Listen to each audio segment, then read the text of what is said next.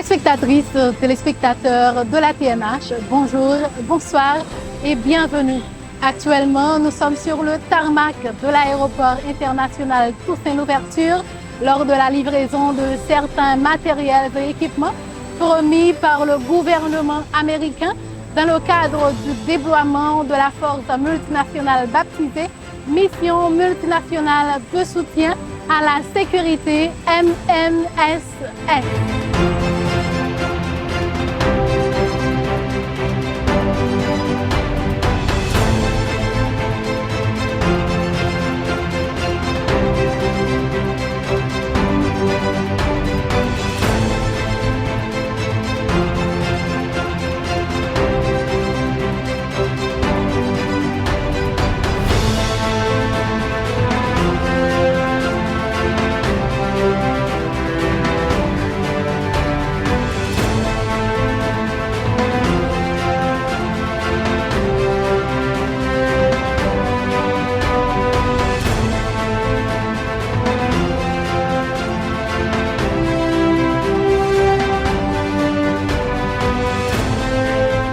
On a vu ces vols militaires qui sont arrivés pendant cette semaine. Alors ça, c'est principalement l'appui pour le commencement d'arrivée des éléments de MSS. On a déjà identifié avec le gouvernement le site pour la construction de site d'opération pour le MSS qui doit arriver avant la fin du mois. C'est un processus assez long. Il y a chaque jour, il y a les vols qui arrivent avec les équipements de construction.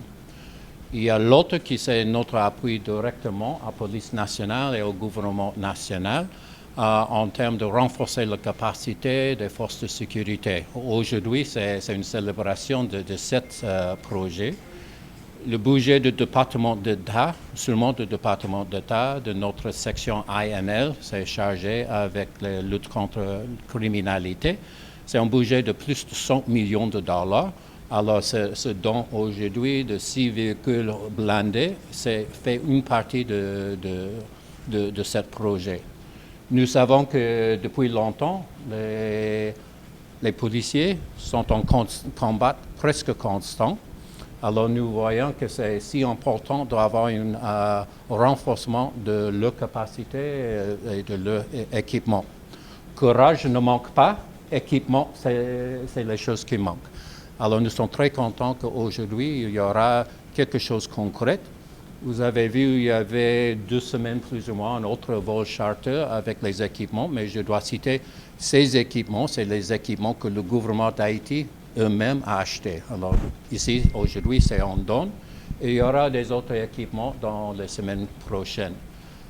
C'est important aussi de noter que le président Biden a autorisé d'utiliser les ressources du gouvernement américain, soit pour le MSS, soit pour la police nationale, et nous sommes en train d'organiser ces équipements aussi. Alors aujourd'hui, c'était principalement les véhicules, c'est les versions, le manger pour la police, mais c'est la première étape, je pense, concrète. Je dois noter, nous sommes ici avec le directeur d'aéroport, c'est les efforts du gouvernement qui a fait possible. Alors, il y avait assez des activités intenses de part du gouvernement haïtien pour recréer les conditions dans lesquelles les vols peuvent arriver.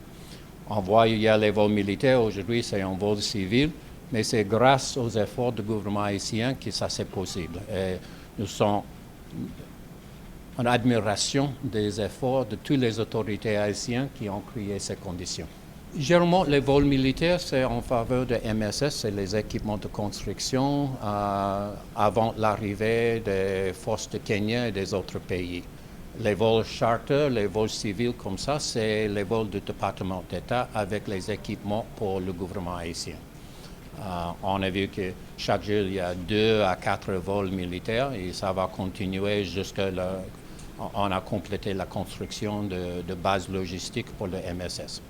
Ces équipements, on donne du gouvernement américain au gouvernement haïtien, c'est pour eux. C'est permanent, c'est un renforcement de leur capacité, c'est les équipements qui restent avec Haïti. Pour le 200 millions de dollars, alors du côté du gouvernement, En effet, il y a 300 millions de dollars. Alors, il y a 100 millions de dollars du département d'État qui c'est principalement pour la formation des groupes qui arrivent, particulièrement dans le domaine des droits de l'homme, respect pour le règlement de traitement des enfants, des femmes en guerre. Alors, les 100 millions qui sont représentés par cette donne aussi, c'est hors de ces 300 millions. Alors, c'est 100 millions de dollars dédiés seulement pour renforcement de capacité des organes de sécurité et de justice haïtiens. Il y a des autres quantités qui c'est l'autorisation que le président Biden a donnée de prendre des équipements du gouvernement américain pour aider les autorités ou de MSS. Ça, c'est une autre partie. Et il y a il y a toujours des discussions, mais je pense à ce moment, nous avons notifié à notre Congrès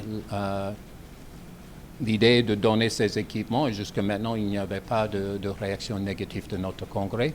Alors, il paraît que ce projet va avancer aussi. Évidemment, pour les raisons de sécurité, ce n'est pas à dire à quelle heure, à quelle date, mais je suis sûr qu'avec les efforts que nous sommes en train de faire maintenant, avec la coopération des autorités haïtiennes, avant le fin de mois, il y aura toutes les conditions pour l'arrivée de premiers contingents des éléments de Kenya et après des autres pays. Y aura-t-il des soldats américains? Non, il y a un renforcement de mon ambassade pour les questions logistiques financières. Mais en termes de troupes américaines, non, il n'y a pas de contribution des troupes, il n'y a pas une présence des troupes américaines. Évidemment, vous avez vu avec chaque vol militaire, il y a un petit contingent de sécurité pour ces avions. Il y a une entreprise privée qui était engagée pour la sécurité de sites de construction, qui c'est privé, ce n'est pas du gouvernement américain. Et on a utilisé en entreprise privée parce qu'en termes des effectifs de police nationale et de forces armées d'Haïti, il y a toutes ces autres priorités. Alors c'est pour aider avec la sécurité de ce site pendant qu'ils sont actifs en notre priorité. J'espère que dans les premiers mois, il y aura un grand changement en termes de capacité des gangs d'être actifs au Port-au-Prince. Mais s'ils sont dans les autres régions du pays, s'ils bougent par une autre région, alors c'est de faire une consultation avec les autorités haïtiennes. Est-ce qu'il doit y avoir une présence dans les autres pays? Au maximum, cette mission, c'est de 2500 policiers et soldats. Ce n'est pas comme les autres, c'est pas une capacité de remplacer les effectifs du gouvernement, mais de renforcer leur capacité. Alors, ce sera toujours en proche coordination avec les autorités haïtiennes de décider quelles sont les priorités des priorités. Et il y a plusieurs priorités. Quand il y a toujours les demandes de léser les Haïtiens, de trouver les solutions haïtiennes, on a trouvé important de laisser un peu de temps pour cette conseil de transition présidentielle, de discuter entre eux de comment il veut fonctionner. C'est quelque chose d'unique. Il n'y a pas une présidence avec 7 membres des autres pays. C'est unique, mais je pense que c'est approprié pour les circonstances du moment haïtien. Alors, on a donné assez de temps. Nous sommes assez encouragés. Nous savons qu'ils ont déjà fait une décision d'avoir une rotation, d'avoir une supermajorité pour faire les décisions. Et ça a pris quelques semaines. Et de faire des demandes de l'extérieur pendant qu'ils sont en train de faire leurs décisions internes, on a pensé mieux de laisser un peu de temps pour les autorités de décider comment fonctionner. Au nom de la Police nationale d'Haïti, je suis ici pour recevoir un lot d'équipements offerts par la coopération américaine. C'est une occasion pour nous, au niveau de la Police nationale d'Haïti, de remercier la communauté internationale, spécialement la coopération américaine aujourd'hui, pour son support continu et inestimable à la Police nationale d'Haïti. Comme vous le savez, nous vivons un moment difficile en Haïti, où le pays confronte beaucoup de difficultés, spécialement en matière de sécurité. Et pour résoudre ce problème, il faut que la Police nationale d'Haïti soient équipés. Le gouvernement haïtien a consenti de nombreux sacrifices pour renforcer nos capacités en matière logistique. Et aussi, nous avons reçu le support de la communauté internationale. Nous tenons à remercier la coopération américaine. Au niveau de la police nationale d'Haïti, nous faisons des efforts considérables pour répondre à nos obligations constitutionnelles. Nous menons des opérations dans différents endroits, mais nous avons besoin, pour aller beaucoup plus rapide, nous avons besoin du support de la communauté internationale. Et l'arrivée de la mission rentre d'emblée dans cette perspective. Et nous faisons des efforts pour accueillir la mission et travailler conjointement à cette mission pour redresser la situation sécuritaire en Haïti. Merci. Vous venez de recevoir ce lot de matériel, donc en quoi consiste ce lot? Bon, nous avons recevoir des véhicules. Ce acte est symbolique.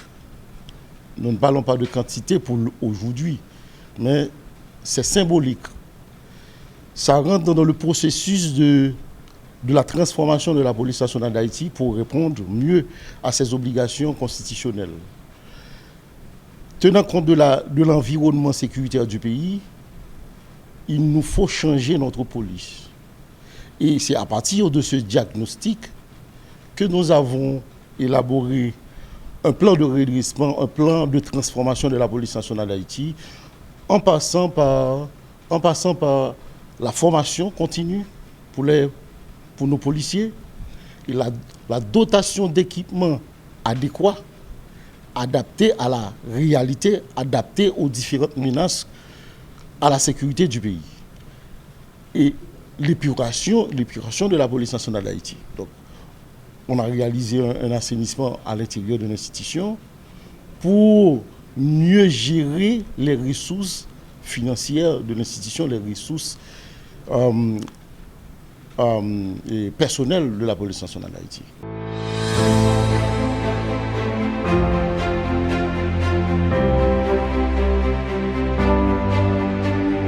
Et voilà, mesdames, messieurs, c'était tout pour cette partie. Merci pour votre attention. Merci de continuer à brancher la TNH pour toute autre information concernant le déploiement de la force multinationale qui doit aider à résoudre l'insécurité en Haïti. Merci et au revoir.